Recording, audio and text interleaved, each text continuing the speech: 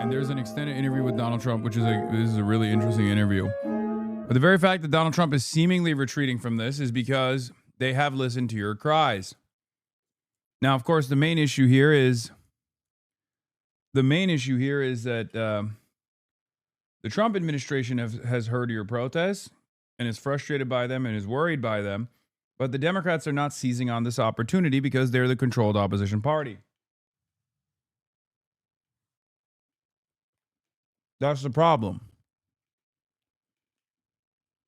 Now let's take a look at this interview. From our nation's capital, where today we sat down exclusively with President Trump at this extremely pivotal moment in his second term. The president making a number of headlines discussing everything from the midterm elections to the economy to his administration's handling of the immigration crackdown. Telling me what he learned from Minneapolis and about where ICE officers could head next. And with the affordability crisis impacting so many Americans right now, you'll hear what he said about when to expect economic relief. I also asked him point blank about this moment with Fed Chair Jerome Powell and if his Justice Department would drop the investigation into Powell. And as the Republican Party faces growing pressure ahead of the midterms, what he said about the possibility of 2028 and the presidential ticket possibly featuring on the Republican side Vice President J.D. Vance and Secretary of State Marco Rubio. Plus, we pressed him on what those FBI agents were looking for when they raided an election office in Georgia. And his warning tonight to Iran's supreme leader after that country's deadly protest crackdown. Also, the surprising response when asked about his relationship with former President Bill Clinton.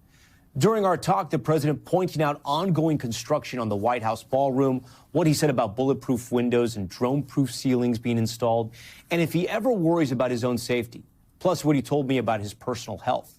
But we start with the major breaking news out of Minneapolis tonight. Tom Homan announcing he's pulling hundreds of federal officers out of Minnesota, and that's where our conversation begins. Okay, let's drill down into the news today. That big change on immigration, 700 officers leaving Minneapolis. Did that come from you? Yes, it did. But it didn't come from me because I just wanted to do it. We are waiting for them to release prisoners, give us the murderers that they're holding, and all of the bad people, drug dealers, all of the bad people. We allowed in our country, I say 25 million people with an open border policy for 4 years under Biden and that group, the auto pen group, I call them. We allowed to come into our country people the likes of which no country would accept, and we're getting them out. Yeah. But we've gotten a lot of them out. So crime now in Minnesota, crime now in Minneapolis is down. Crime in all cities is down.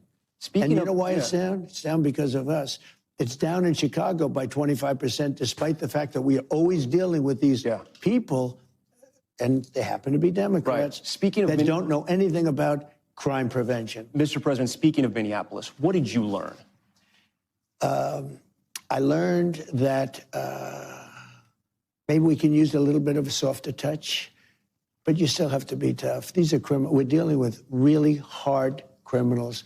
But look, I've called the people. I've called the governor. I've called the mayor, spoke to them, had great conversations with them, and then I see them ranting and raving out there, literally as though a call wasn't made.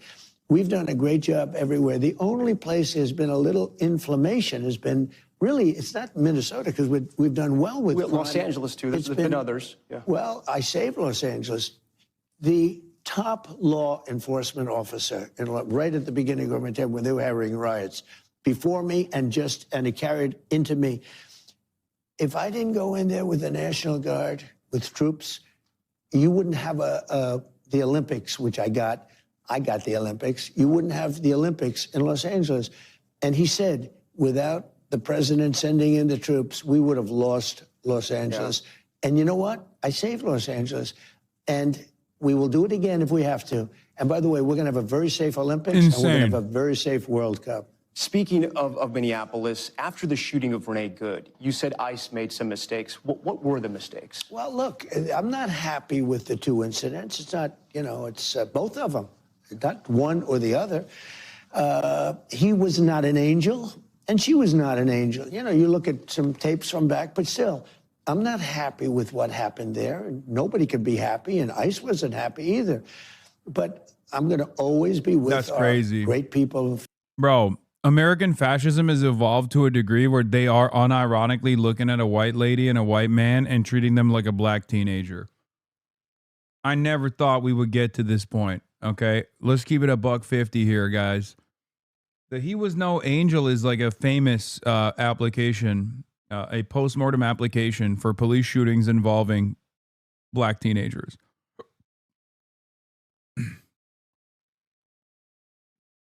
Michael Brown was no angel, right? That's where it was most famously used. And now,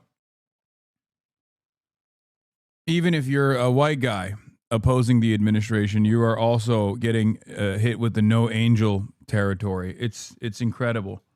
Law enforcement, ICE, police, we have to back them. If we don't back them, we don't have a country. If we don't back them, you're going to end up, look, Washington, D.C. was a very unsafe place to be. You couldn't walk to the White House. You couldn't walk to a restaurant. Restaurants were closing.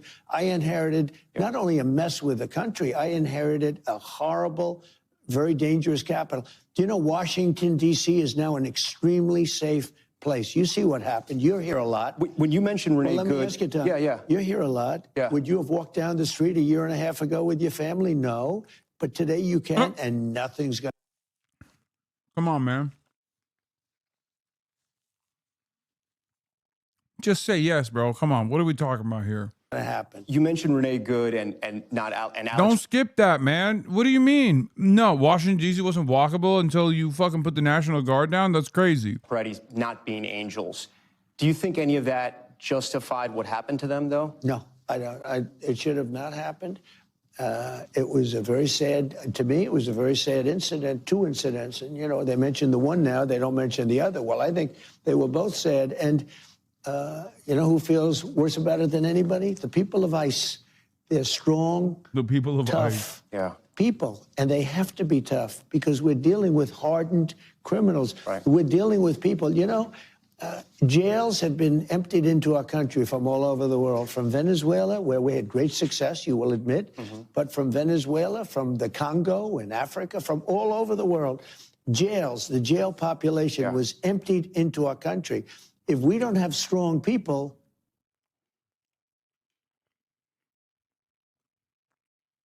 Why conduct an interview if you're not going to actually push back?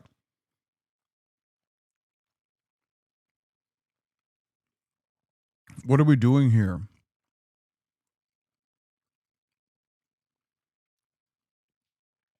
Stop him and say, what do you mean, Mr. President? Do you have any evidence for it, Mr. President? Where's the evidence that jails are releasing their criminals into the nation's boundaries, Mr. President? Like, what the fuck, man? This isn't CBS. I thought NBC was supposed to be less compliant. you're not getting them out. Yeah. And we're getting them out. Remember this, again, I say it again and again. We have record low crime in the United States. Nobody's been able to say that for 125 years. So I want to be clear, because it sounds like there is a shift in immigration enforcement here, that there's going to be a shift after Minneapolis. What should Americans expect going forward? Well, one thing I say to my people, you know, we do a good job, we don't get credit for it. I say they have to ask and they have to say please. When a city is Who going has to ask and who has the to say mayor please? or the governor, I don't want to go and force ourselves into a city, even if their numbers are terrible. Like, for instance, I got a call from Jeff Landry, governor of Louisiana. He said, we have a big problem.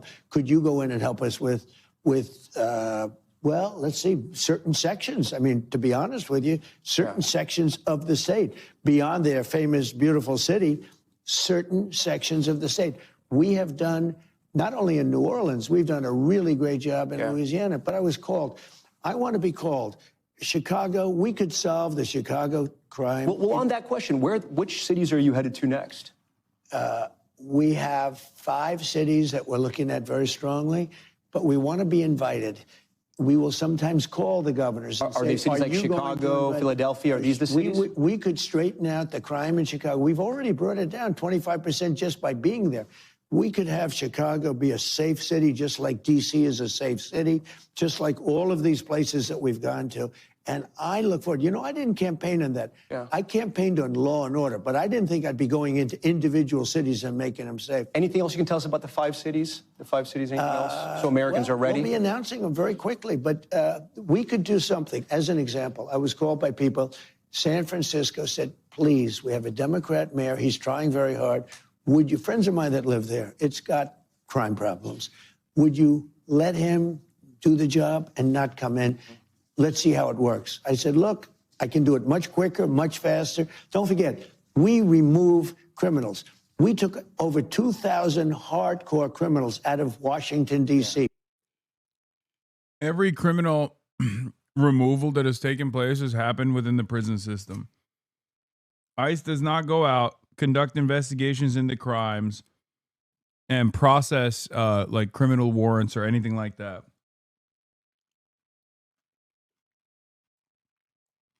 At most, they will try to go to local jails and get people who are charged, not convicted, charged with a crime. But as far as like actual convicted criminals, yeah, they get them from the prison because that's where convicted criminals are, in prison. If we didn't do that, 2% of the people create 90% of the crime. Think of that, 2%. So you have a criminal, because it's over and over again, 2% create 90% of the crime. We took out 2,000 people, more than 2,000 people out of Washington, D.C., and we now have a safe city. You, as I mentioned, you've had success on immigration. Illegal border crossings are at historic lows, right? You know, it's so nice that you said that. But if you look at the... Tom, what you just said. It's true. No, but it's so nice. I hope you air it. It's so nice what you said, because that's called good reporting. That's called fair reporting. Now give me the second part. Now let me give you the second part of the question. But if you look at the polls, most Americans say they don't like how you've handled immigration, right? Especially what's happened in Minneapolis. How do you change their minds? Well, I don't believe the polls, for one thing, because how can you not have... I saw a poll in the border where I'm at 55%, okay? The polls show that Americans aren't against the deportations. It's the handling of immigration. You know, polls, it depends on the way you ask the question. I saw a poll in the border, I'm at 55%. Well, how could I only be at 55% when everybody agrees that the border is totally, beautifully closed and nobody's coming in unless they come in legally, et cetera. It couldn't be better. I should be at 100%. I don't believe the polls. And some polls... I should be at 100%.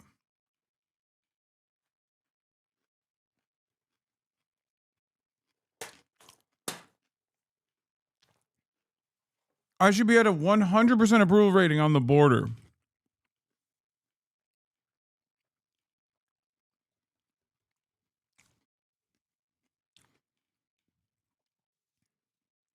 He wants to be a dictator so bad, dude. Not to get like real libbed up here, but there's honestly no other way to interpret this. This truly puts into this truly puts into proper framing his like genuine admiration for Vladimir Putin and shit.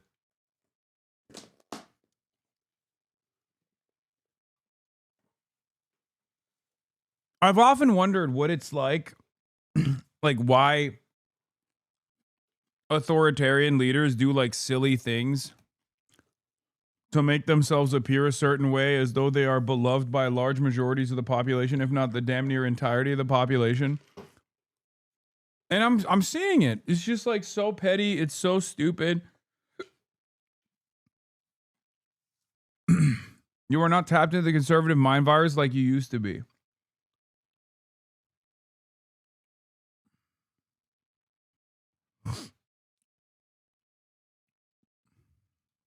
I mean, I could show you polls where I'm polling at 69% popularity, and some polls where I have one at... We'll ask the White House to share that with us. Yeah.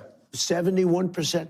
And then I have polls where I'm at 44% and 42%. The polls are almost dishonest, almost as dishonest as some of the reporters themselves. Yeah.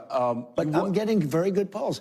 I'm getting very good polls on crime prevention, on law and order, and on the border. I have to. And I'm starting to get great polls on the economy, which I think is the polls on the economy they're not great. They should be great. They should be. So why aren't they? If you believe that, I don't know. I don't know. I mean, look, I've got Americans tell us we hear this. I mean, we're going to get into the economy later, but I mean, they tell us they don't feel it. Just so you understand. Yeah. I have $18 trillion being invested into the country. Biden had less than $1 trillion for 4 years, but and the whole country was going to credit. You know when does America feel it? Do you know that if they won that election, and we won in a landslide, you know, if they won that election, this country was, I think it was finished. I actually think it was finished. You would have had people, instead of 18 coming in, 18 trillion, you would have had $10 trillion leaving. I think our country, I think we would have been Venezuela on steroids. I have a question about immigration still looking forward now. Your goal during the election was to deport everyone who came here illegally under President Biden. Is your mission now to deport everyone who came in illegally or just people who have come in illegally who have also committed additional crimes? We are totally focused on criminals, really bad criminals. Now, you could say people that came in illegally are criminals, but I'm talking about murderers from different countries. We have 11,888 murderers that Biden and his group led into our country. We've captured a lot of them. We've brought some of them back. This is so funny. Like, every part of the immigration conversation that happens on the mainstream, on both sides, is just built around whatever fucking lie Donald Trump is claiming. Okay? Once again, this is an abject lie. Okay? It's just made up. The idea that, like, ICE is actually tackling crimes of this sort is a lie. The idea that, like, Biden didn't actually criminally prosecute, Biden's DOJ didn't criminally prosecute murderers if they're undocumented immigrants is, like, such a laughable lie that I don't even know how to describe it. Like, if you truly believe that, you have the brain of a baby. Actually, even a baby would be like, goo goo gaga, I saw Paw Patrol. I'm pretty sure if you're a criminal, like, you're going to jail, right? Doesn't really matter. And despite the fact that this is this lie requires you to not have object permanence, this lie requires you to have the brain of a fucking child. Many Americans seemingly have that brain.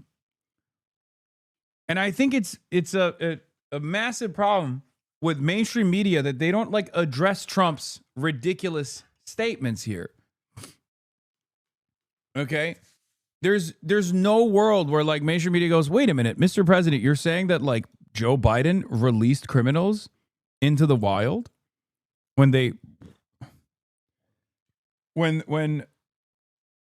criminals happen to be of immigrant background?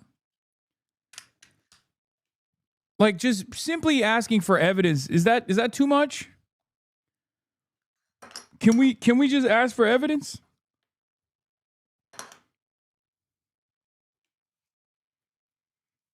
A lot of them we don't want to bring back because we don't trust the country that they're not sent back again. Yeah. Despite how strong the borders are, they'll figure a way to try and get in, and we don't want to, and we'll incarcerate them. But 11,888 murders. Yeah. We are after those people. We're after the drug dealers. Right. We are after, by the way, a big problem. They allowed to come into our country. Yeah, right. Might as well say, yeah, base, brother. What is this? Is this a fucking Asmongold interviewing the president? Like, what's happening here? Yeah, based. People from their mental institutions, people from insane. Your company is tanking, bro. Please get back to the office and stop this vacation. Who are you talking to?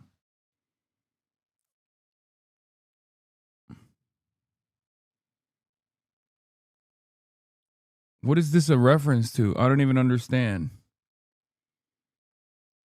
Are you talking about Donald Trump? Oh, you work at Amazon. Yeah, that's true. Amazon is tanking. My vacation? Bitch, what vacation? That's so funny. I'm literally currently I'm working. This is what I would be doing at home, and I'm doing it here instead. That are mentally ill and very dangerous. We're getting them out. Joe Rogan was one of your biggest endorsers in 2024. He said oh my God, even this is fucking stupid, but whatever. This will get clicks though. Understands that Trump's, the president's sort of plan to... For the record, chatter, people are telling you to take your meds on YouTube. Hey, dog. Hey, big dog. Where'd you get that sick shirt? Clayton Swisher gifted it to me.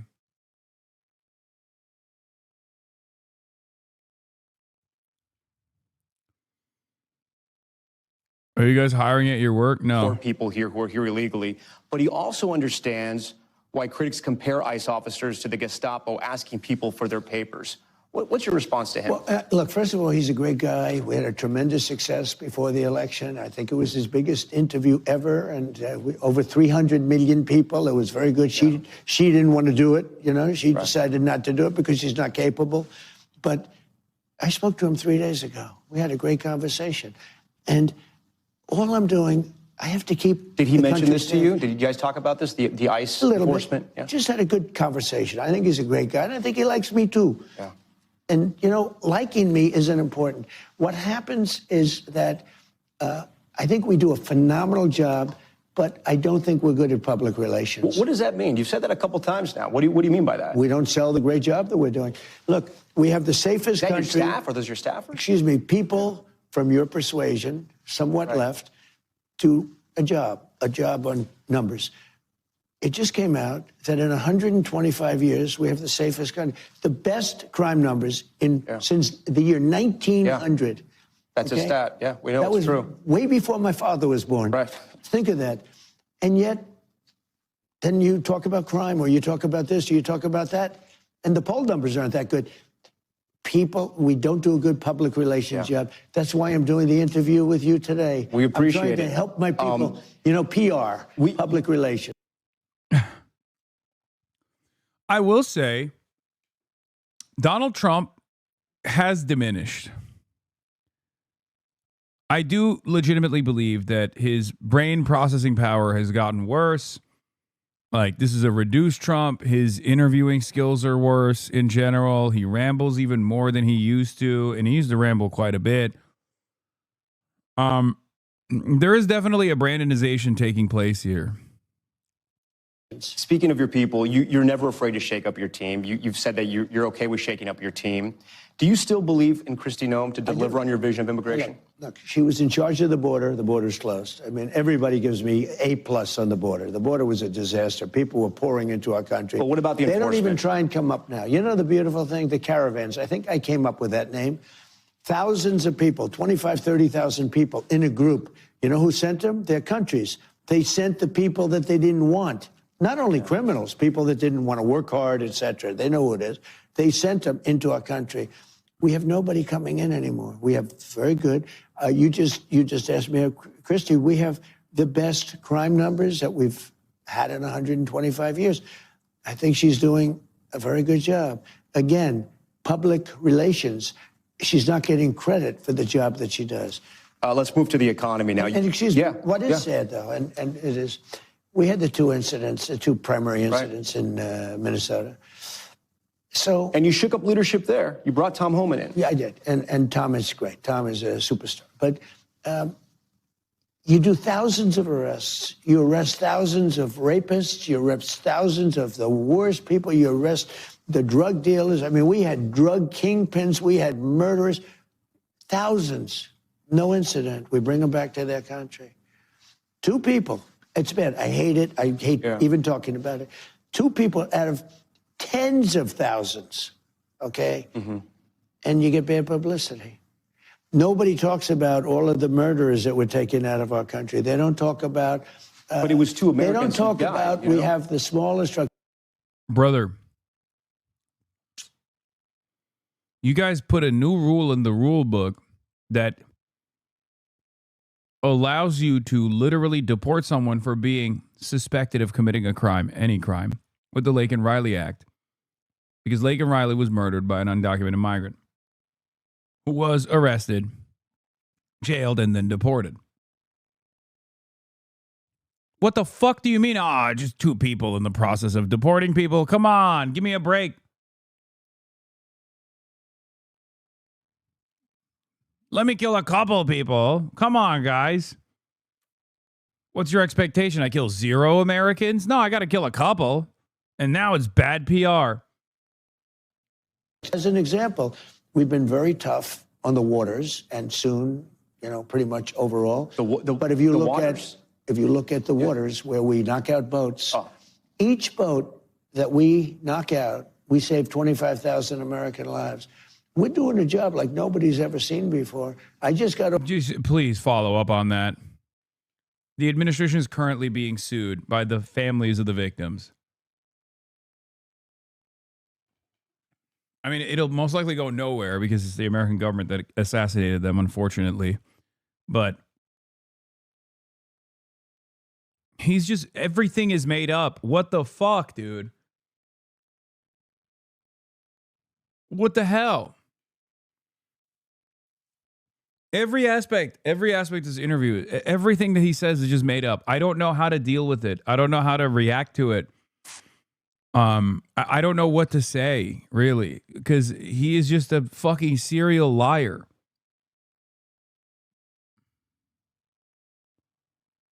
Like every boat that we blow up leads to 25,000 saved lives. How? Your very own department, your very own drug enforcement agency says that Venezuela is not a narco trafficking hub. The boats that you blew up have don't have the gas tanks to make their way all the way up to the American coastline. These are small fishermen boats, small go-fast boats that are going between Trinidad and Tobago and Venezuela. And you blew them up. You have victims, family members of the victims that are suing the government right now. Do you have any evidence whatsoever that these are boats that are actually trafficking drugs into the United States of America? And if you have evidence, why have you not revealed it? And if this, and someone needs to explain how those boats make their way to the United States of America. And this is before we even talk about international law. There's a proper process here. Is murdering random boaters the appropriate measure to take? Or doesn't the Coast Guard have apprehension techniques beyond lobbing hellfire missiles at fucking random boats or like drone striking random boats from afar? If these are drug traffickers, isn't it more beneficial to actually overtake these boats and apprehend the drug traffickers inside of these boats after conducting a proper investigation? All of these are normal questions that a normal adult should be able to ask the fucking president.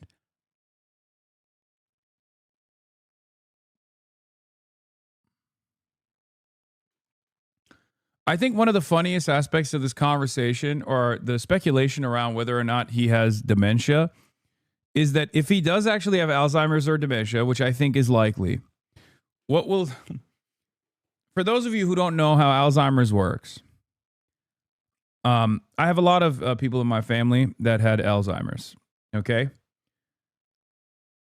There is a very funny outcome here. The funniest possible outcome for Alzheimer's, which is a devastating illness, okay? One where your brain stops producing new information or producing new memories. And you're locked into one specific period in time. It would be kind of funny if Donald Trump got locked into the Jeffrey Epstein time period in his brain and his capacity started deteriorating.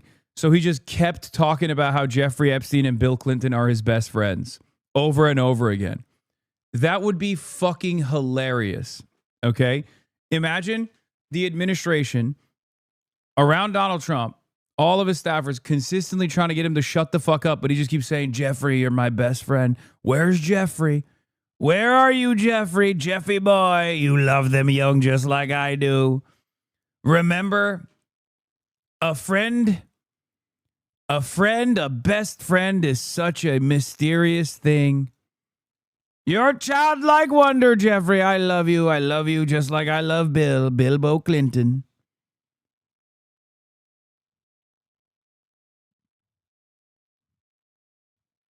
And you want to know what will happen? I'm locking it right now. I'm fucking, this is another one of these like crazy predictions that I jokingly make and then it ends up becoming reality. And it has happened before. Ronald Reagan in his second term was already demented, right?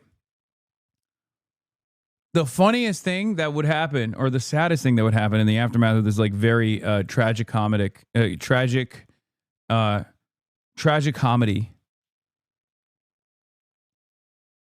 would be that the American people would still not fucking do anything about it. Okay? Donald Trump comes out and is consistently talking about how he loves sucking Bill Clinton's dick and how he loves Jeffrey Epstein. because that's the last time his brain was capable of producing new memories. And then the American people still don't say anything.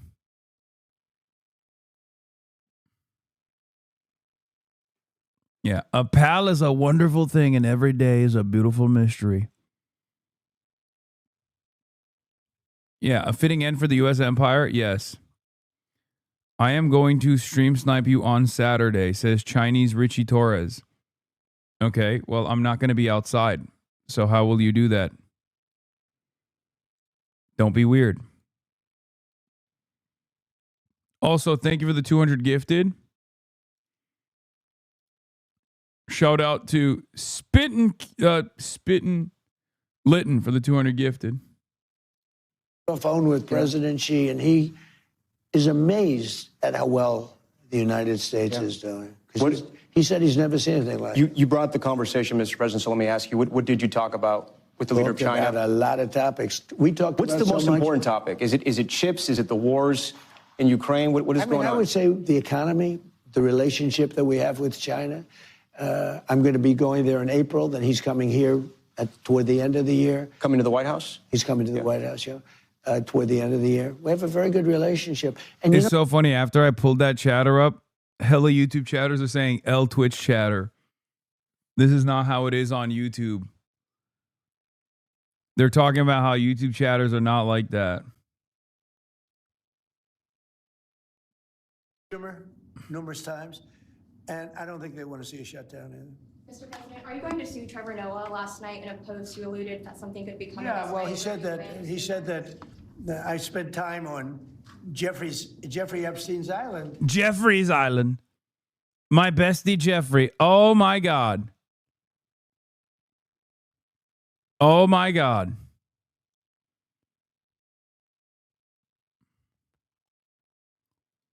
I didn't. I mean, he's a lightweight, this guy. He's a terrible. I think he's terrible. I thought he did a terrible job at the Grammys. I thought the whole Grammys was terrible. I watched part of it. It's not watchable. Numerous times. You spoke it into existence. It's going to happen. It's important that I have a good relationship, and for him that he has a good relationship with me. We have to have a good. These are the two most powerful countries in the world, and we have a very good relationship. You talk about tariffs? We spoke for an hour. Does he ask you about the tariffs? Is he saying this is hurting us? Well, they're paying a lot of tariffs, as you know. China's paying a lot of tariffs.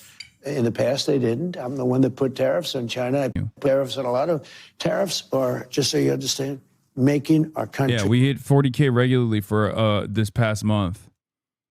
And now that I'm on YouTube, I think, God, all right, this doesn't matter, but there's probably around like 6-7K YouTube watchers, like organically watching on just YouTube that would normally not watch me otherwise.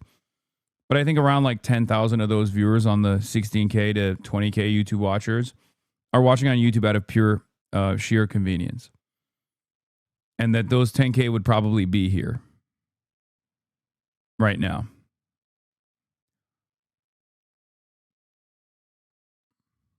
But like I said, I'm going to continue experimenting. And the reason why I'm going to continue experimenting is because it actually has been helpful in beefing up all of the other numbers as well.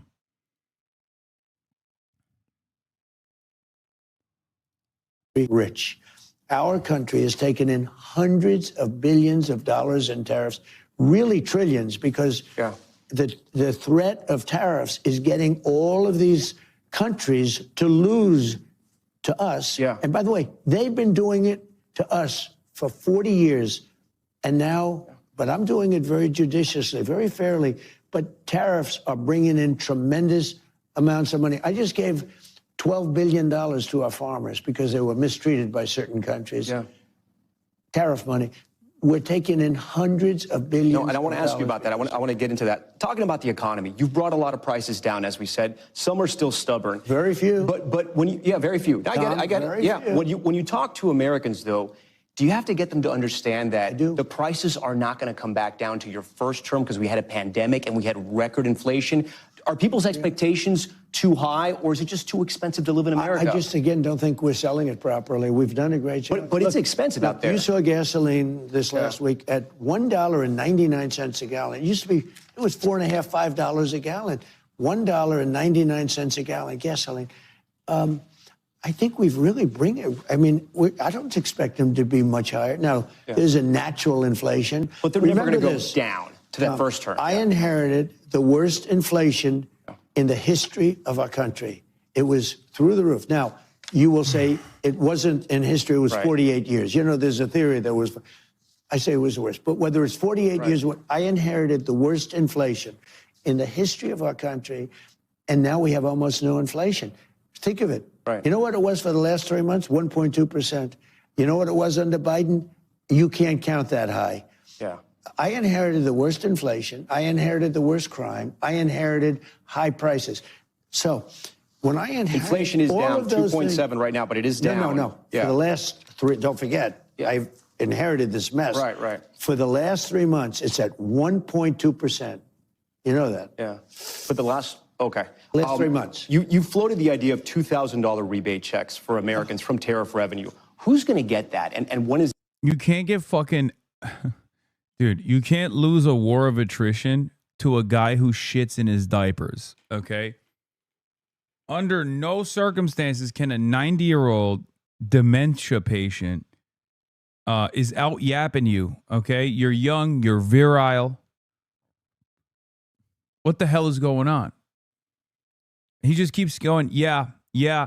He said, yeah, basically. This is the most like Asmongold adjacent interview I've ever fucking seen. I don't know. Maybe I'm being too harsh on this guy, but my expectation is Trump does these things very rarely, right? It's very rare that Trump does these things at all. So if you have the unique opportunity to sit in front of Donald Trump, fucking spice him up a little bit.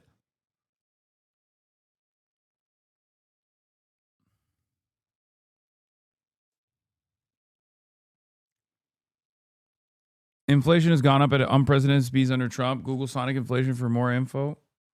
What? Oh, okay. Is that going to happen? We'd make it, I'm looking at it very seriously. I'm the only one can do it because I'm taking in hundreds of billions of dollars of money. But you can promise some Americans will get those checks? Oh, yeah, sure. I can do that. I haven't made the commitment yet, but I may make the commitment. So it's not a done deal. Well, I just gave 1776, right? Yeah. To the military. Right? $1,776. But you said all You know, it was Americans $1,775. They presented it to me because that's what we have in a budget that I created because I want to take care of our military. Nobody takes care of the military like I do. Yeah. So $1,775. And I said, wait a minute, if you had $1, it's $1,776. You know that's quite a famous date. Yeah, of right? course. So anyway, wait, so I... You know that's quite a famous date, right? Brother, you are literally, you have the child brain. You have the brain of a child. Oh, wow. Oh, wow. That's quite a famous date.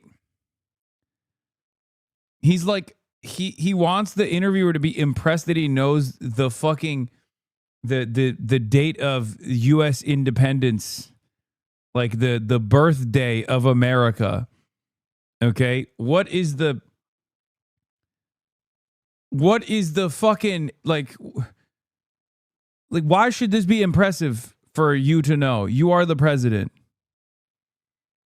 Come on, you know it. Yeah, many people don't even know this, but I know it, right? I mean, 1776. What happened that year? Nobody knows. Only I know. Isn't that impressive? I mean, this is basically the same energy.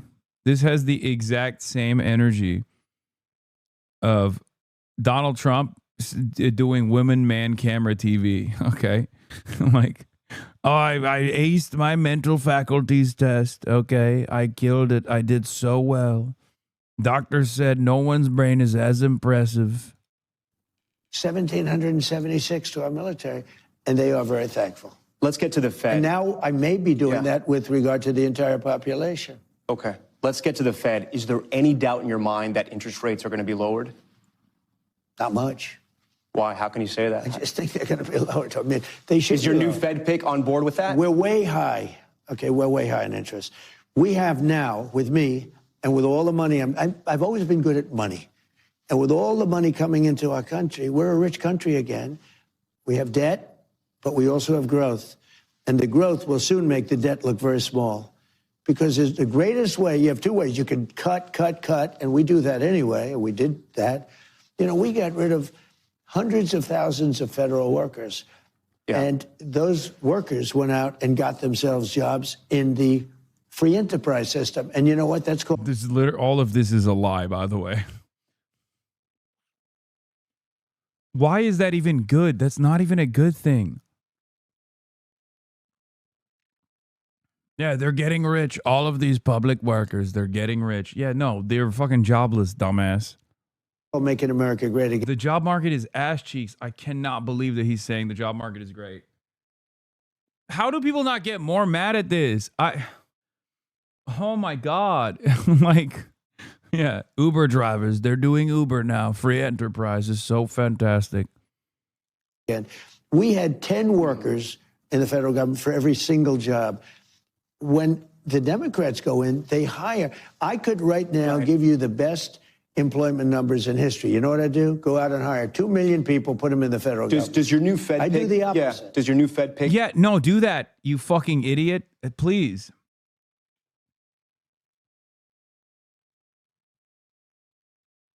January layoffs surged to 17-year high. U.S. employers announcing 108,435 layoffs in January, up 205% from December, and the highest January total since 2009. Oh my God. If you give more taxes to corporations, those companies will create more jobs. The lie politicians who are funded by corporations tell people to justify giving their corporate donors more tax cuts. Trump's corporate and billionaire tax cuts create profits, not jobs. The job market is as bad as 2000. Oh, God, I feel so bad for people who are just graduating. God damn it, dude. I mean, things have not been good since 2008. Like, things have not been good since 2008 at all in the job market. There have been, like, minor upticks. There have been, like, you know, instances of positive growth, but the overall trend is consistently going down. It's unbelievable that these guys have the audacity to go on television to be like, nah, you don't understand. America's so hot right now.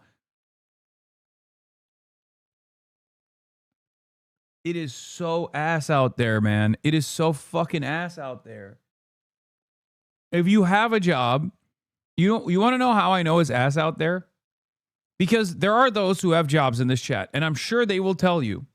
Okay? And I know this from my job having friends, obviously not myself, because I'm in a unique position. I'm in literally the luckiest subcategory of Americans, and my entire argument is like, it shouldn't have to be this way. Like, you shouldn't win the lottery every single day in order to have a happy life. But for job havers out there, you know the market is bad because, one, sometimes you entertain it. Sometimes you look around to see if there is any sort of horizontal movement that you can make, and you immediately realize there is no options out there. And on top of that, because the job market is so ass cheeks that your boss does not feel the need to compensate you better year over year. And this is part of the reason why inflation consistently outpaces wage growth. Maybe not across the entire economy, but in many sectors, people will get like a marginal increase in their wages year over year. But those marginal increases in wages are oftentimes destroyed by the increase in overall cost of goods. If the job market was better and you had a bunch of different opportunities for upwards mobility, for different sectors that you could move into or stay in the same sector and get a better position in a different company, your bosses would have to retain your bosses would basically do more to retain you at the same workplace. Okay, they would have to be more competitive. They would have to increase they would have to decrease their profit margins and increase your salary, giving you more of your own output. They don't feel the need to do so because you have no other options, and they fucking know it. Understand that you want him to lower interest rates? Well, I think he does, but I think he wants to anyway. I mean, if he came in and said, I want to raise them, if he said that, he wouldn't have gotten the job. He would not have gotten the job, no. Okay. No. If I thought he was a interest rate, now there'll be times if I see inflation on the horizon, but we don't have that. We have low inflation. Remember, 1.2% inflation in the last 3 months. We have. I legitimately picked the worst time to jump into freelance video editing in 2022. I've been actively applying for full-time jobs since April of last year. 900 plus job applications sent, not a single interview, even for stupid shit like retail or Whole Foods. I've had an easier time getting a job in 2009, fresh out of high school. I've never been more cooked. Yeah. I'm in tech, and I knew it was bad when recruiters aren't reaching out at all anymore.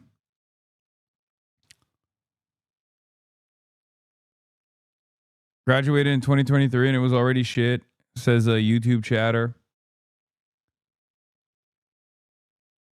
It's so fucking crazy that these guys straight up look at the current job market, look at the current economy and say, and have the audacity to say it's awesome.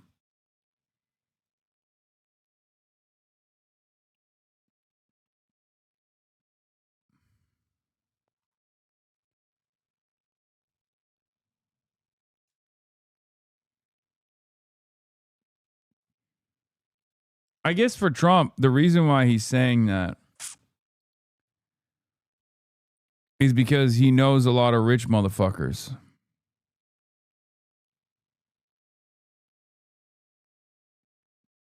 Okay? The only people that are doing well in the current economy are Donald Trump's butt buddies, people who are on the Epstein list. Like, but what do you mean things are going so well for all of my best friends? Now, of course, not one of them, Jeffrey. I lost them. We lost a good man in 2019. Believe it. But everybody else, they're doing so well. They're doing so well. Low inflation, and we have tremendous growth. You haven't had these numbers like this. We have, think of it, low inflation, great growth. All I have to do is one thing, easy, get down the interest rate. Do you think the Fed chair answers to you or is an independent body? Well, I mean, in theory, it's an independent body, but I think, I'm a smart guy. I know the economy better than almost everybody. So he answers to you. They did that prediction chart a year ago, and they had 71 great economists and me making the predictions. And, only two people were right, me and one other guy who is a very smart professor from a certain school that I went to. Yeah. Very good school. Yeah. And the two of us were right. Everybody else was wrong. There's been bipartisan suggestions that the criminal investigation to the current Fed chair, Jerome Powell, is payback, right? For not lowering interest rates, but also for when he was in that sort of news conference with you with the hard hats and he was shaking his head and showing you the papers and disagreeing with you in public. Is that why he's under criminal investigation? He was very respectful to me. He wasn't he was explaining to me. Yeah. I'm asking him, why are you spending almost $4 billion on a very small little complex of buildings? It's the highest price per square foot. He's renovating buildings for $3 to $4 billion.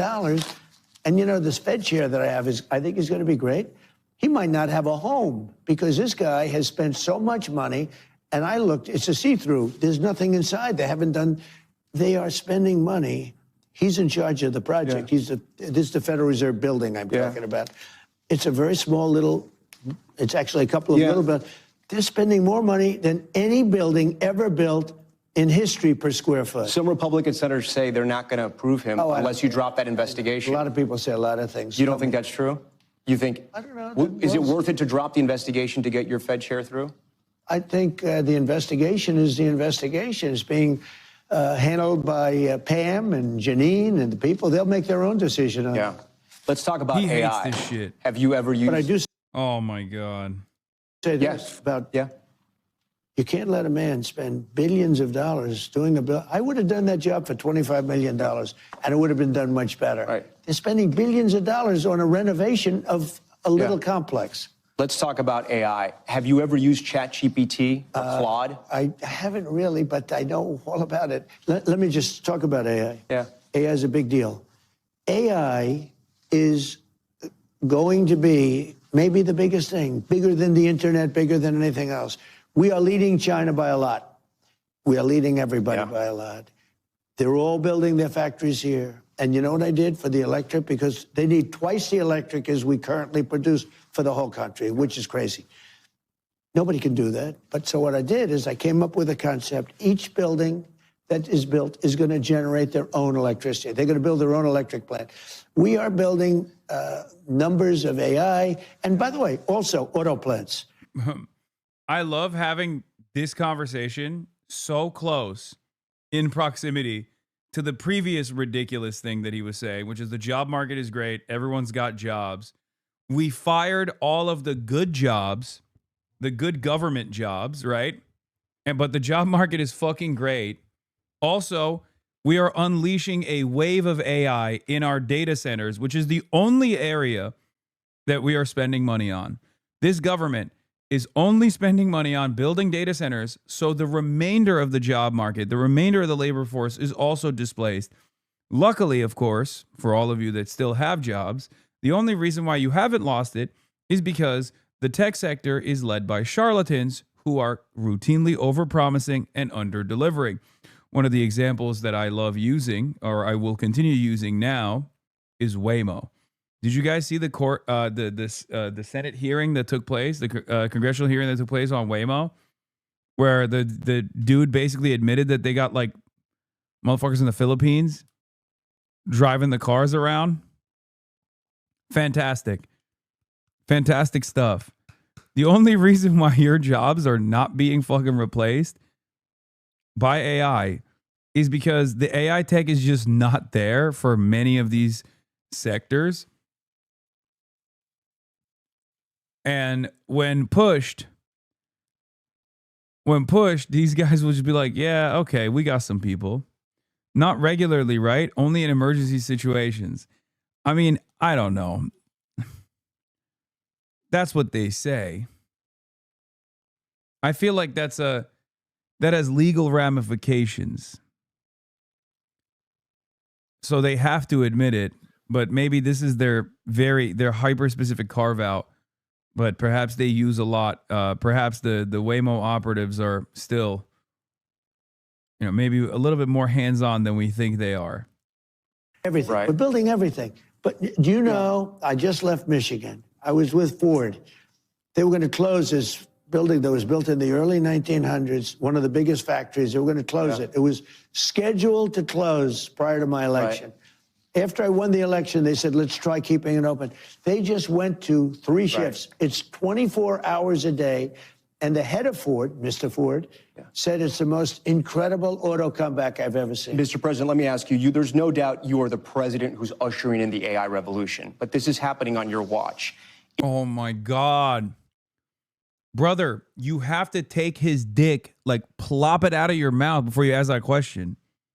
Okay? I mean, it's still impressive that you were able to fully form the words with his cock in your mouth, but god damn, dude. What is this fucking glaze, brother?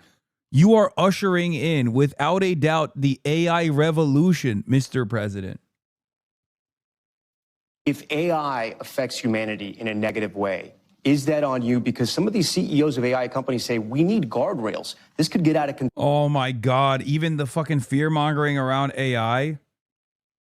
The fucking fear-mongering AI is yet another way to market how good the AI actually is at a time when it hasn't reached that level. Okay? Stay woke, motherfuckers. Stay woke. They're like, bro, Mr. President, what if the bitches are too bad? Okay? What if the smoke is too loud, Mr. President? What if the steak is too juicy, the lobster too buttery, Mr. President? Get the fuck out of here, dude.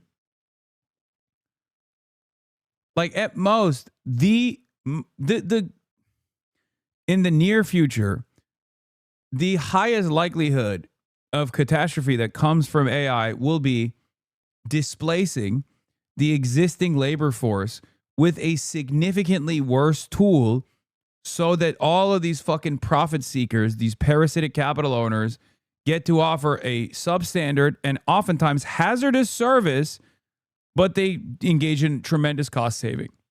Okay? I think with the AI revolution, or what the AI devolution will look like, really, more and more people will hopefully understand that the initial Marxist analysis of capitalist economy was correct. Labor is the most malleable aspect of the productive force Labor is the most malleable aspect of commodity production, and therefore, it's the only one that they can apply pressure on. Okay? This is the reason why these capital owners are desperately looking for new and unique measures of displacing the existing labor force. AI is incapable of producing the results of real human beings, especially for the time being. Now, that might be better in the future, right? For the time being, for the next decade or so, I don't think we're going to see massive leaps. So the conversation around catastrophe, imminent disaster, should revolve around AI's displationary mechanism, not displationary of the existing labor force, not around AI being too fucking smart and then like killing people or some shit. It's also going to be counterproductive for capital. Varoufakis wrote about this, but he's not alone. As the workforce is displaced, people do not have the income to purchase the goods and services they used to create, and that means profits fall. So it's another collective action problem. Yeah, no, exactly. Of course. Does that worry you? Everything's on me as president. You know, everything's on me. I can say this, it'll be the greatest jobs producer. It'll be the greatest military producer. It'll be the greatest medical producer. There'll be tremendous good, and there'll be probably some bad too. Well, it's killing a lot of jobs. And what do you say to Americans who are going to lose their jobs to AI? It's going to create a lot of jobs. But right now, it's taking jobs in a lot of ways. It's taking jobs at companies like Amazon. What would you say to those Americans? But it hasn't really started. You know, these major plants haven't even been built. What you're going to No, but Mr. President, AI has already started to take jobs because the technology's there. So we have, it's just announced, more jobs right now occupied in the United States of America than at any time during its existence, 250 years. There are more people working today than at any time in the history of our country. Pretty good stat. That kills that question. Yeah, we have to look it up. That's a good answer. That kills that question. Mr. President, there's widespread concern that AI is going to wipe out a lot of jobs, manufacturing jobs. They said the internet was going to do, everything was going to do, robots are going to kill jobs, everything's going to kill jobs, and you end up, if you're smart, doing great. Okay, you are close with the Ellisons, who are trying to stop a merger between Warner Brothers, Discovery, and Netflix. This deal could change the makeup of the media as we know it. Are you personally going to get involved in that deal? I haven't been involved. I must say, I guess I'm considered to be a very strong president. I've been called by both sides. It's the two sides.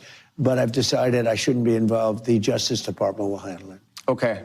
In what way? Just looking at it to see if it's regular? Well, they make a decision. I mean, there's a theory that one of the companies is too big and it shouldn't be allowed to do it, and the other company is saying something else about, you know, they're knocking. But you're not going to interfere, even though you're close with the Ellisons. They're beating the hell out of each other, and there'll be a winner. Okay, let's talk about the midterms. You've recently suggested nationalizing elections. What do you mean by that? And I didn't say national. I said. Oh, yeah. This is my theory as well. It's one that I talk about quite a bit. I'm still convinced by the primary function of AI is to shift liability to an unblameable entity like Grok just started making CSAM all by itself. Exactly.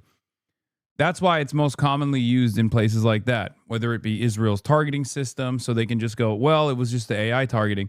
It wasn't human beings targeting the people that we were killing on the kill list. The kill list was populated by the AI. Or it's best used by United Healthcare, for example, when they are denying coverage to people that desperately need it. That way, it's not a human being, because a human being is, one, not fast enough to process that many requests, and two, a human being might accidentally feel empathy and go beyond the parameters dictated by the company that want to max out on the profits. See what I mean? There are some areas in our country that are extremely corrupt. They have very corrupt elections. Take a look at Detroit. Take a look at Philadelphia. Take a look at Atlanta. There are some areas that are unbelievably corrupt. I could give you plenty more, too.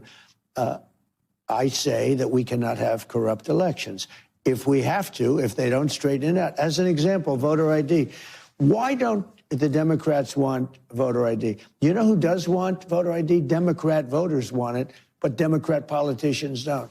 Why don't they want it? Because they want to cheat on elections. Can you imagine if I were a politician and they asked me, do you want voter identification? And I said, no, there's no way you could win that debate. But even the Democrats don't want voter ID. If they don't want voter ID, that means they want to cheat. We can't allow cheating in elections. Now, if we need to put in federal controls as opposed to state controls, remember this, they're really an agent. They're really accumulating the votes for who wins an election. If they can't do it honestly and it can't be done properly and timely, then something else has to happen. Will you trust the results of the midterms if Republicans lose control of Congress? I will, if the elections are honest. Look, I want the last one that wants to complain. I just had a great election. They say one of the greatest elections, you will agree, ever. Won all 7 swing states. Won 84% of the counties in America. That's why the map is all red. We just had a great election.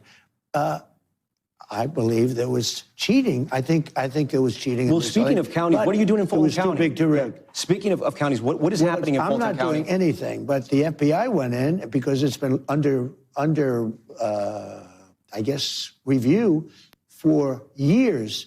The cheating that took place in Fulton County and in that particular nobody knows what's in the warrant. What are they looking for? Find out. Look, why would anybody be upset that they went in and they got the ballots, I guess, right? Yeah. Again, they did this. That's been under review and under investigation for 4 years. And now they got a court order. You know, they got a court order signed by but nobody knows what the evidence is. A respected but liberal judge signed a court order allowing them to go in and pick them up. Well, you're going to know what the ballots say because they're right now inspecting the ballot. I'm not involved in it, but they are inspecting and checking the ballot. Why is Tulsi Gabbard there? I don't know, but you know, a lot of the cheating comes from it's international cheating. You have people, they say, from China trying to. You put this on True Social. Do you think? Just wait. In the next 5 years or so, if we ever even move back into the renewable energy sector, which doesn't seem like we will, or EVs at all, which again doesn't seem like we will, you will see America do to Chinese manufacturing what China had done to Western IP. Okay?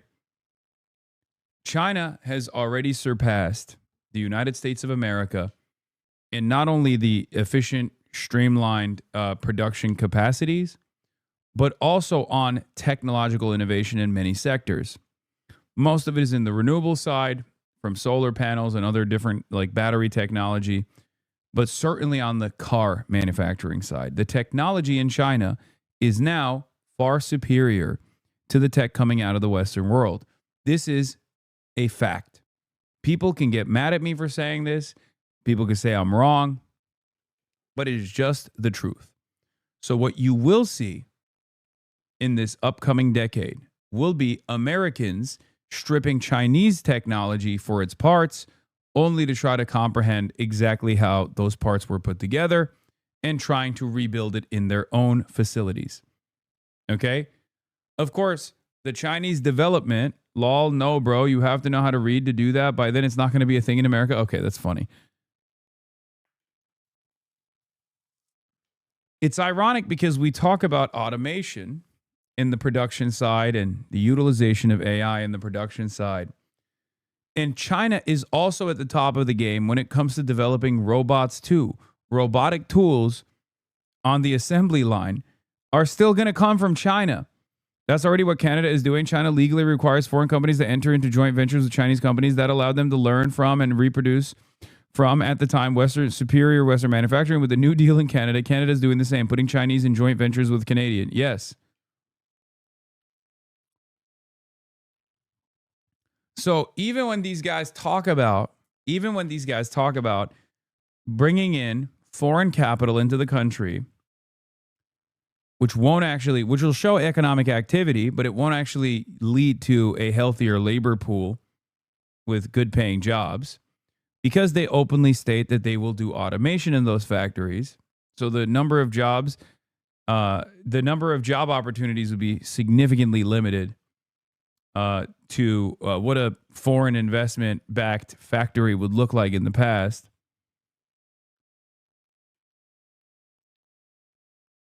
And even those robots that will take the role of the regular assembly line worker will be made in fucking China. Okay? I think China tries to influence our election. We know that foreign governments try to influence a lot of things in this country. Therefore, But, she's foreign government. but she's tweeted out some theories about Italians and satellites. I mean, do you believe that stuff? No, I didn't cheat. I sometimes will read truth. Yeah. I'll read truth. Okay. But let me ask you this. If China or any of these countries are involved in our elections, that would bring her into it. And everybody knows that Russia, they talked about Russia. It turned out to be a hoax. It was Hunter Biden. It wasn't Russia. Look, we have to have honest elections. Yeah. There should be nothing wrong with the fact that they went in, got ballots from a while ago, and they're going to look at them. And now they're going to find out the true winner of that state. Yeah. And you know what?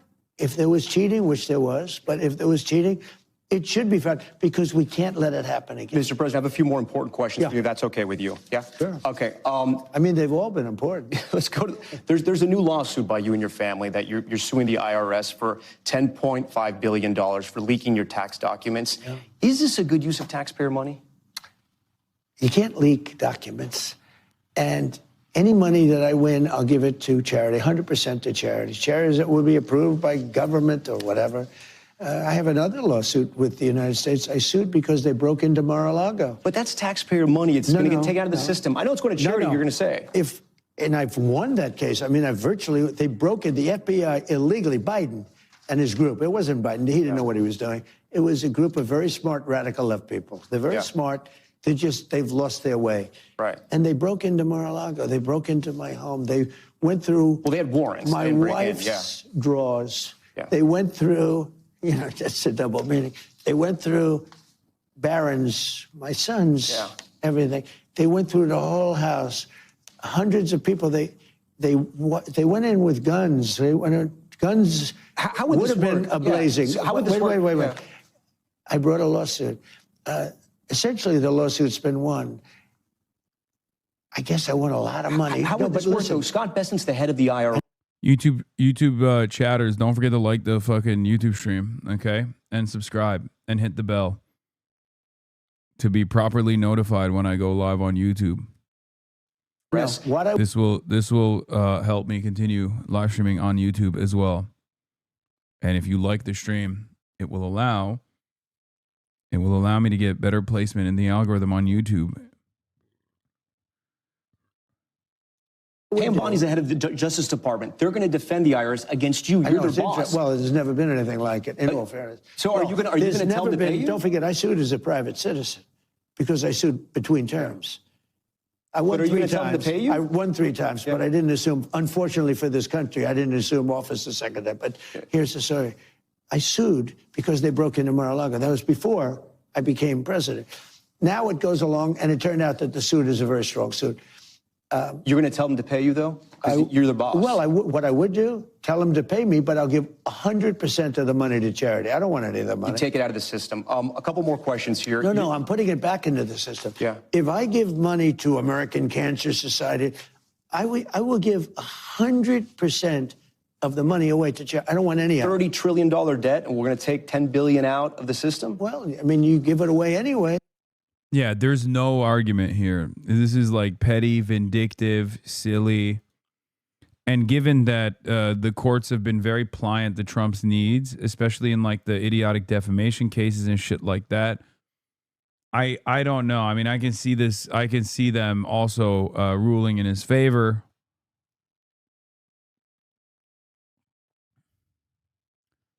It's so crazy. Like, look, I'm not a party loyalist by any metric, right? But I cannot believe that the courts would treat a Democrat doing the same thing in the same way. There is just no world where a Democrat would be able to get away with like a fucking fraction of the shit Trump does on a daily basis. What if Biden sued the IRS? What's the problem? Are you kidding me? if Biden was the president and he fucking sued the IRS? Are you kidding me, dude?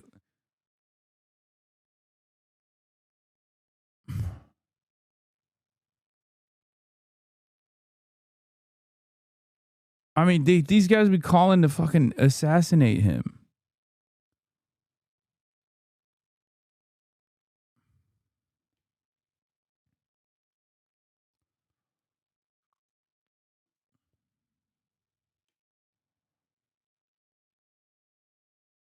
Are you saying it's wasting taxpayer dollars, but they waste our tax dollars all the time? Who's they? He's wasting our tax dollars. This entire endeavor is a waste of tax dollars. Focusing any funds from the IRS legal team back to like defending themselves against the fucking president is a ginormous waste. And no, it won't be $10 billion in direct cash that Donald Trump's foundation takes and then like distributes to the people. It'll be a $10 billion tax cut.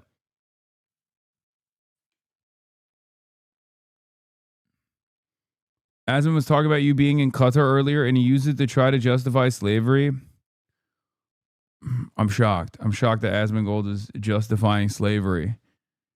I assume he misunderstood what I was talking about in terms of like the reforms that have taken in the kafala system in fucking Qatar to be like, oh, well, he's justifying slavery, so I'm justifying slavery.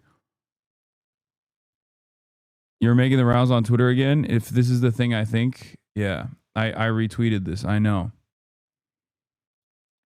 It's because she's making the rounds on Twitter again. How dare you say it's okay to talk about an intifada? Well, intifada simply just means revolution, and I'm an American, and in 1776, violent we did revolution. one of those, and it was pretty fucking good. What do you think? The American... Okay, we also dissolved the apartheid. Ties in this bitch. Drop like flies in this bitch. I cut ties in this bitch. I'll cut ties in your face. Yeah. I have an answer. It's called the dissolution of the apartheid regime. Cringe? Come on, man. That was based. That was not cringe at all. Oh, dude, I shouldn't have played that TikTok. Now my fucking VOD is going to get copy striked. I forget that the only thing that can absolutely clap VODs is music. Like even a fraction, an iota of music will get the entire VOD clamped on. Ay, ay, ay. Shouldn't have done that. They give away a lot of money. Your endorsement I'll is tell the you money. what, speaking about that, Minnesota and these other states, we have massive investigations going into fraud. Yeah. Do you know if we captured 50% of the fraud of this country right now, we would have better than a balanced budget. And you got to mention that Minnesota, $19 billion in fraud that we know about. Your endorsement is the most important thing in the Republican primary. No, in any primary. Will you endorse in the 2028 presidential primary? I hadn't even thought of it, but probably, yeah. I mean, I'd be inclined to. I have great people. We have a great bench. We have a lot of people. But yeah, I think so. You've suggested that J.D. Vance, Vice President J.D. Vance, and Secretary of State Marco Rubio would be a tough ticket to beat. Who should be at the top of that ticket? Well, I don't want to get into this. We have 3 years to go. I don't want to, you know, I have two people that are doing a great job. I don't want to have an argument with, I don't want to use the word fight. It wouldn't be a fight. But look, JD is fantastic and Marco is fantastic. How are they both different? doing a How are they great different? job. And I do think this, it's a great question. I think that's your most interesting question. Yeah. I would say one is slightly more diplomatic than the other. I think they're both of very high intelligence. I mean, you know, they will do shows. They will do Joe Rogan as opposed to the opponent not doing it because they couldn't handle it. They will be able to do whatever they have to do. I think there's a difference in style. You know, you can see the style yourself, but they're both very capable. I do think this, the combination of JD and Marco would be very hard to be beaten, I think. But you never know in politics, right? They say, in the age of Trump, you never know. Yeah. On January 21st, 2029, do you see any scenario where you are still president? I don't know.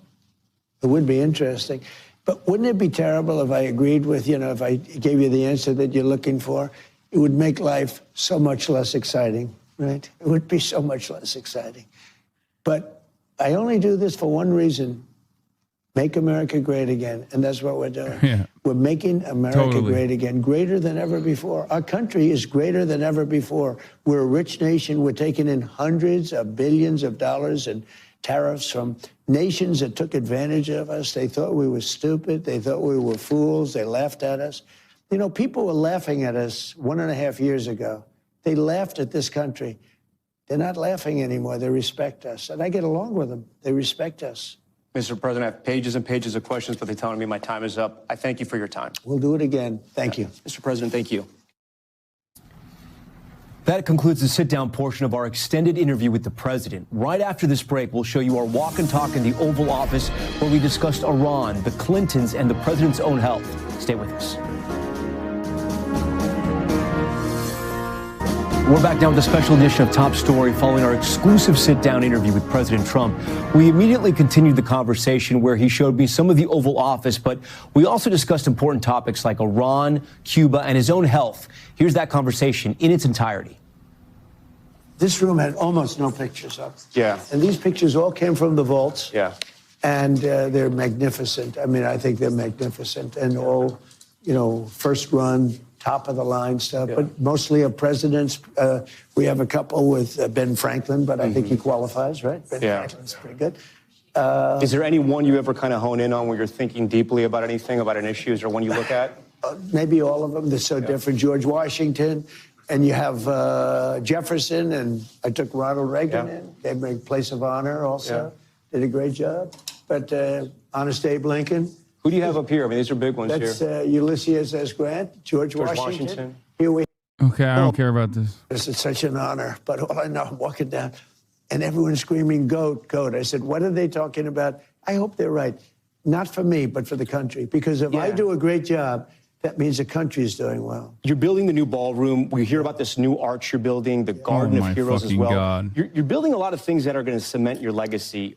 Are you also doing this so the country never forgets you? No, I think we need glamour brought back to our country. We need prestige. We need beauty brought. I mean, in addition to everything else, we need strength. We need all of those things. Like I'm doing an arc, a triumphal, they call it a triumphal arc. 57 cities have arcs. Yeah. We're the only major important city. Washington, D.C. should have maybe the first arc. Yeah. We're doing one that will be more magnificent and larger than the Arc de Triomphe in Paris. I would say the Paris Arc is probably the most stunning. It's incredible. We're going to do one that's going to top it. Is it true it's going to be 250 feet to mark the anniversary? It'll be about that, yeah. It'll be a little bit taller than the one in Paris. It'll be a little bit larger than the one in Paris. You're doing a lot of things for the 250th anniversary. Yeah. What do you want Americans to feel this July 4th? Strength, victory, security. You have a secure country. We've done so much militarily. We have a great military. I mean, you saw Venezuela. That was the people, the general that was in charge, he lived. He said he's never seen anything like it. They were all ready. You talked about the weapon, the discombobulator. What is that? Discombobulator. Well, I'm not allowed to talk about it. What does it do? Let me just tell you, you know what it does? None of their equipment works. That's what it does. Everything was... How does it... It was my name. I'm very proud of the name. Everything was discombobulated. It was, you know, practically a shot wasn't... You know, they were ready. Right. And when we came, I mean, they couldn't do anything. You saw this on the video. You could tell. Tom, it discombobulated everything. Nothing worked, even including humans. Well, let's put it this way. Out. We lost no equipment in a very strong... And they're good fighters, great fighters. In a very bad environment... It was a military base, the biggest in South America, in a very, because the house was in a base in in a very, very tough environment. We lost no men and we lost no equipment. The discombobulator just knocked everything. Well, it did something. It did something. Did Delcy Rodriguez work with you guys before that raid? I can't talk about that. I mean, I don't talk about Do you trust her? Well, so far she's done a great job. I mean, so far she and all of the people that are working with her. Remember in Iraq, they got rid of everybody. They had no generals, they had no people, they had nobody to run the government. Turned out to be a mess, and that's where ISIS came from. You know, that's where ISIS came from. Came from the military and all the people. They formed ISIS. It was handled very badly, but this is handled very well. Do you think the Cuban government will still be there the current leadership will still be there by the end of your term? Well, Cuba, now you're asking a different question. Cuba's in big trouble. Humanitarian aid is going to have to be sent there. They're in big trouble. It's a disaster. They got their money from Venezuela. They got their oil from Venezuela. They turned the oil into money, et cetera, and there's none of that happening anymore. They're in big trouble. Do you think that government is still there, though? Do you think that government lasts? I don't want to say that, but we are talking to Cuba. You're talking to Cuba. You know what? Look, we have tens of thousands of people that were forced out there here. They voted for me, 94% Cuban population, previous Cuban population. Now they're Cuban Americans. Maybe they go back. Maybe they want to go back. They're going to have that choice. But for years, they've been talking about this happening. Now it's happening. We are talking to Cuba. We want to open it up to those people that want to visit. Even, I think most people, when they hear they want to stay here, I hope that's true. I hope we're not going to lose them. But they're going to have options, and they're going to be able to go back, Tom, and see their loved ones, see their family, their friends. Should the supreme leader in Iran be worried right now? I would say he should be very worried, yeah. He should be. As you know, they're negotiating with us. I know they are, but the protesters have said, where are the Americans? You promised them we would have their back. Do we still have their back? Well, we've had their back, and look, that country's a mess right now because of us. We went in, we wiped out their nuclear. So if I didn't take out, we have peace in the Middle East. Yeah. If I didn't take out their nuclear, think of it. If we didn't take out that nuclear, we wouldn't have peace in the Middle East because the Arab countries could have never done that. They were very, very afraid of Iran. They're not afraid of Iran anymore. We wiped out those beautiful B-2 bombers. One's right over there. Those beautiful little model. Those beautiful B-2 bombers went in and they hit their target, every single bomb, and obliterated it. And because of that, they were going to have a nuclear weapon within 1 month. Within 1 month, they were going to have a nuclear weapon. That was a big threat. That they're not going to have it anymore. But if we obliterate it, what's the deal about? I mean, if there's no more, are they trying to restart the nuclear program? Well, I heard that they are, and if they do, and I let them know, if they do, we're going to send them right back and do their job again. So your understanding is they tried to restart it, and that's why you're threatening force? They tried to go back to the site. They weren't even able to get near it. There was total obliteration. But they were thinking about starting a new site in a different part of the country. Okay, then why is there an Iran denuclearization agreement that's supposed to take place literally starting tomorrow? If you already obliterated their nuclear sites, their capacity to enrich uranium, and also their stockpile of already enriched uranium, why is there even a denuclearization agreement that is taking place right now? I guess you already fucking blew them up. So which is it? Did you already blow them up and you're just simply using a fake reason to go back and fight Iran? Or did you not actually blow them up and you're trying to get them to play ball? But let's be real. I think it's a bit of both. I think that they didn't actually blow up the facilities or actually take out the enriched uranium.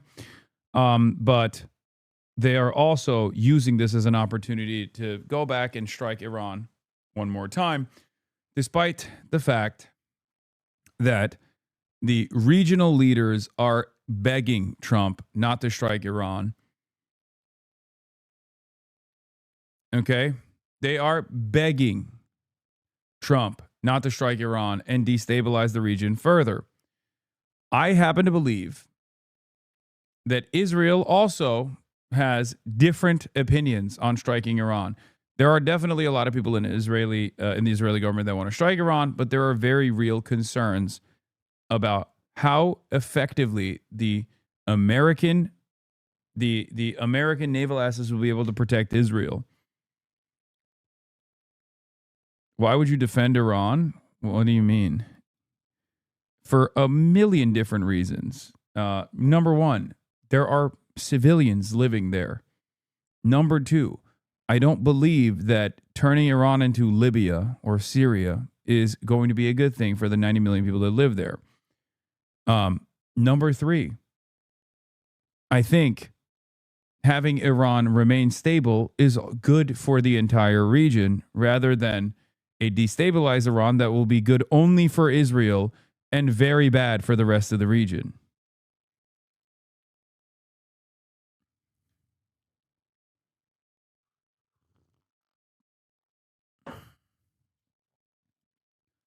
Hasan isn't allowed to not play devil's advocate. Rome wasn't built in a month. It takes time. Why don't you defend the Kurds? I do defend the Kurds. I defend the Kurds all the time. What the hell does blowing up Iran have to do with defending the Kurds? Will it be better for the Kurdish Iranians if America blows up Iran?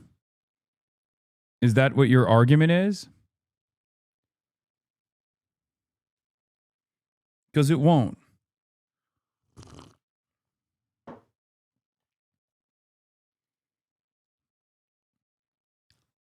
Channel 12 broadcast. The level of concern in the Israeli security establishment over Iran's missile arsenal has escalated. Tehran has increased the pace of military manufacturing to 300 missiles per month, which represents a significant leap in its offensive capabilities. The Army issued a stern warning against the U.S., stressing that this represents a red line that cannot be negotiated. These warnings reflect the need for a strategic response to counter the size of Iran's arsenal, which has become the biggest challenge to Israel's air defenses. I'm telling you right now, that 12-day war, they tried to make it seem like they made Iran back away. And it started with a very effective salvo. Israel's opening salvo exposed many weaknesses within the Iranian government. Israel's opening salvo exposed that the Iranian state boundaries had a tremendous amount of Mossad assets, okay? So much so that they had productive capabilities inside of Tehran. They were able to mass produce drones inside of Tehran. That's incredible. That's an incredible security weakness. However, the 12-day war ended with a decisive Iranian victory. Iran was able to exhaust the Israeli Iron Dome and expose it for the Teflon, or not Teflon, sorry, expose it for the fucking weak-ass bullshit that it actually was, okay? And Israel, I think, has not recovered from the spiritual backbreaking that it took from Iranian hypersonics striking targets inside of fucking Tel Aviv.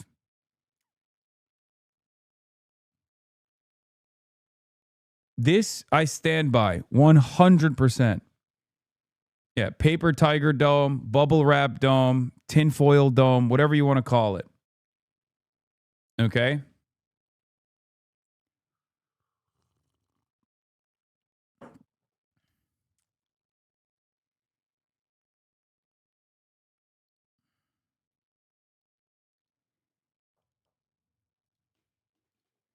We found out about it. I said, you do that, we're going to do very bad things to you. Yeah. Mr. President, the ballroom over here, I want you to show it to me, because the thing you said that stood out to me, it's going to be massive, but it's got a drone-proof ceiling and it's got bulletproof windows? What does that mean? Bulletproof windows, because, well, we're in a different time. You know, if somebody's up making a speech, we're going to have the inauguration there. We're going to probably have, I would say, definitely it's going to be large enough, but we have drone-proof ceilings. What does that mean? What That means if a drone hits the ceiling, it bounces off. It doesn't blow up a building. It's a fortress, It's protection. It's going to be a fortress. Well, it's going to be very heavy steel. Okay. Very simple. It's heavy steel. Because of that, do you... And by the way, the ballroom is so beautiful. It'll be the most beautiful ballroom of its kind, and it's very much in keeping with the White House. You survived that assassination attempt that we all covered. It was terrible, 2 of them. Do you worry We'll have drones that bounce off the ceiling. about your safety? I mean, you think about the ball. You do? I worry about it, but you have to put it out of your mind. Otherwise, you wouldn't be able to do your job. You didn't think about it as much before. Now you think about it a lot. Maybe it could be. I mean, you look statistically, I'm in a very dangerous job. Yeah. I mean, if you take a look at the walls, if you take a look, you know, statistically, this is a much more dangerous job than being a race car driver or riding those Broncos. You know, those bulls are tough, right? But I wouldn't want to do that. But statistically, being president is the most dangerous job there is. We first met 10 years ago when you were running the first time. How do you feel now as you approach 80? I feel great. I mean, physically and mentally, I feel like I did 50 years ago. It's crazy. Now, there'll be a time when I won't be able to give you that answer, but that time hasn't come, you know? I do. I think it's very important. I've done more physical. I'll be honest with you. Trump won when he gave interviews to NBC and outlets like NBC, like mainstream media, liberal outlets, it was significantly more adversarial. This interview is basically the same as having it conducted by Sean Hannity. Like, it's pretty remarkable how far liberal media has fallen at a time when the world needs them the most. They are dropping the ball every fucking day. Like physicals, just to give the report out. Yeah. I take cognitive physicals, so I do a cognitive mind test, okay? And a lot of people wouldn't be able to do very well. Not easy. You know, you get to those last questions. I've aced. I've done 3 of them. No other president has agreed to do them. I do them because I have no problem with it because I'm 100%. Now, there will be a time. Still taking the aspirin? Still taking the aspirin? I do. I take aspirin. And I don't want to change, you know? I don't want to. So you go against your doctor's orders. You do what you kind of feel. You know, I've been taking aspirin for 30 years, and I don't want to change it. So, you know, they say take the smaller one. I say, well, I want that blood to be nice and thin running through my heart. If at any point your age impacts your job, who's going to tell you that, or do you think you'll know yourself? I think I'll know myself, yeah. I think I'll know myself. I wouldn't do an interview with you, as an example. Yeah. Did Biden do an interview before Super Bowl? I'm not sure. Maybe he did. Last one, he didn't. I mean, he wasn't capable of doing an interview. And that was things. Look, you know, I know people that are 95 years old that are sharp as a tack. Biden was a bad thing for old people. He's the worst thing that ever happened to old people because he obviously didn't have it. And one of the things that's so depressing about the press is the press refused to report the obvious. And he did have very smart people around him, but they had a radical left culture, and they were very bad for this country. This country would not have survived 2 more years if one of them got elected. Yeah, we didn't get a chance to speak about the DOJ. I appreciate all your time and of your staff's time. They've been very, very kind. Yeah. Should anybody else expect the DOJ to kind of come after them like you've come over after some of your political enemies? Remember this time. Yeah. I was impeached twice, 2 fake impeachments, won both of them easily. Republicans stood by me 100%, but I won both of them. Mm-hmm. I was indicted 87 different times. And then you asked me that question. Yeah.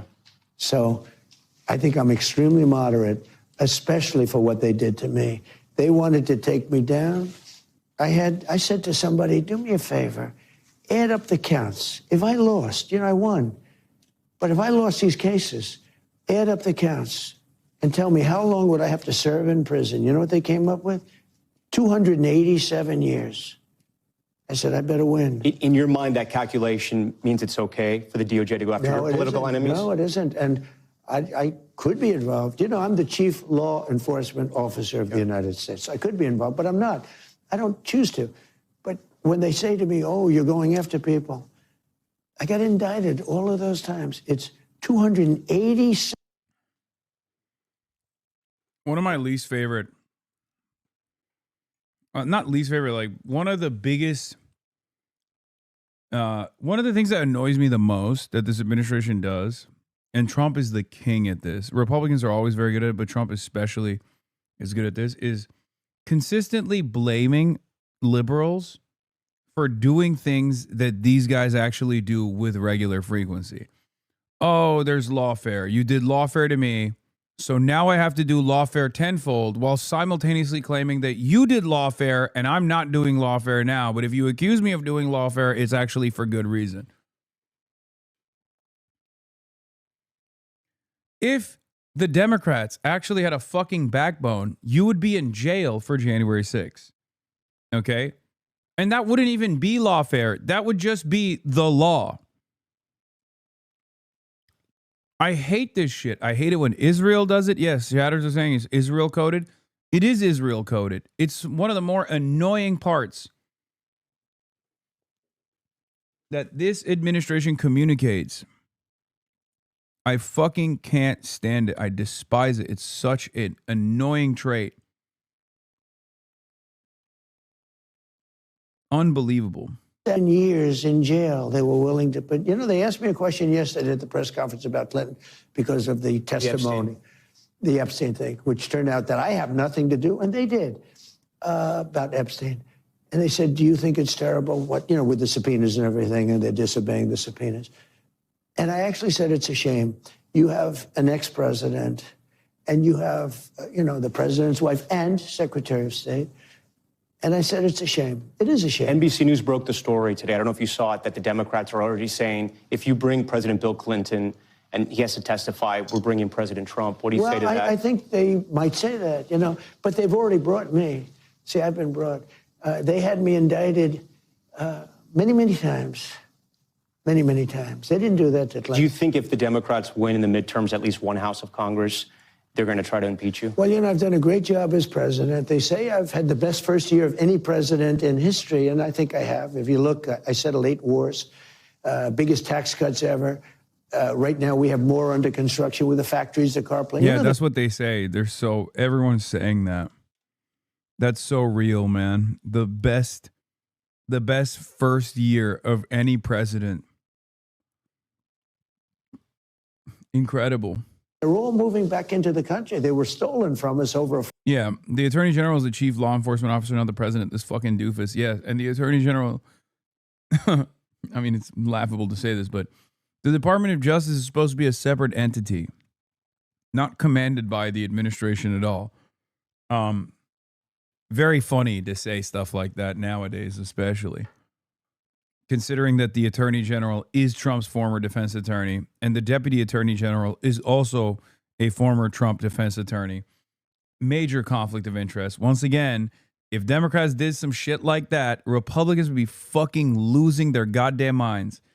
God, I hate how fucking weak the Democrats are. They're such cowards. They're such pussies.